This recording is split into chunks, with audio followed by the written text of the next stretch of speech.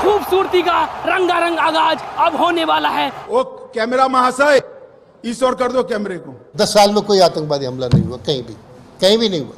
Pulwama sir क्या था? पुलवामा इससे पहले की बात होगी।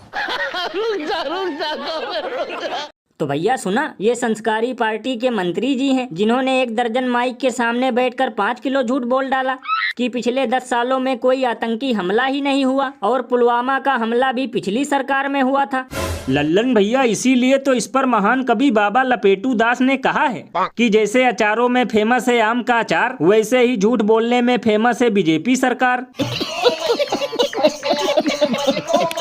क्योंकि कभी कोई कहता है 10 सालों में एक भी पेपर लीक नहीं हुआ, तो कोई कहता है महंगाई बेरोजगारी नहीं बढ़ी, तो कोई कहता है एक भी आतंकी हमला ही नहीं हुआ।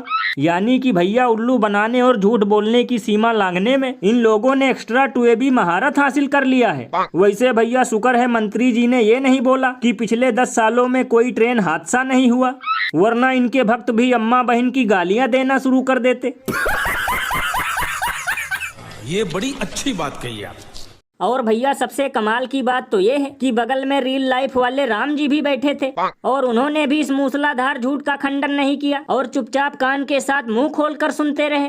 क्योंकि लल्लन भैया बीजेपी में आने के बाद गलत और झूठ का साथ देना ही तो असली राष्ट्रवाद है। शायद इसीलिए नहीं निकली मुंह से आवाज, वरना उतारी पुरुष इनसे भी हो जाते नाराज। और अभी तो रुको, क्लाइमैक्स अभी बाकी है। हमने रोड बनाने में स्पेस टेक्नोलॉजी का उपयोग किया। स्पेस टेक्नोलॉजी से फोटोग्राफी होती है, मॉनिटरिंग होता है। हमने रोड बनाने में स्पेस टेक्नोलॉजी का उपयोग किया।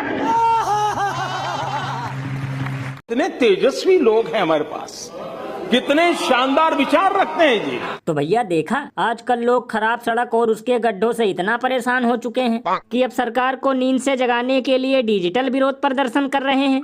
क्योंकि लल्लन भैया अब लोगों को पता चल चुका है कि केवल भाषण में ही विकास चमकता है, बाकी असल में है ये सच्चाई कि आजकल JCB से हो रही है बाइक की ढूंढाई। अरे बाप रे, ये तो धोती खोल रहा है। क्योंकि बताओ, कहीं सड़क में दर्जनों गड्ढे हैं, तो कहीं सड़क के साथ साथ पूरा गांव ही चाय में बिस्कुट की तरह डूब चुका है, तो कहीं सोसाइटी में इतना पानी भर गया है कि लोग उसमें गरबा खेल रहे हैं। यानी कि भैया अमृतकाल में खाना कमाना तो छोड़ो, पैदल भी चलना दुश्वार हो चुका है। भैया इसीलिए तो लोग घनघोर बेइज्जती करते हुए ये कहते हैं कि हर बार चुनाव में बस केवल आम नागरिकों को चूना लगाया जाता है और अब आएंगे तेरी रैलियों में गधे लेकर, क्योंकि जुमलों का बोझ हमसे उठाया नहीं जाता है।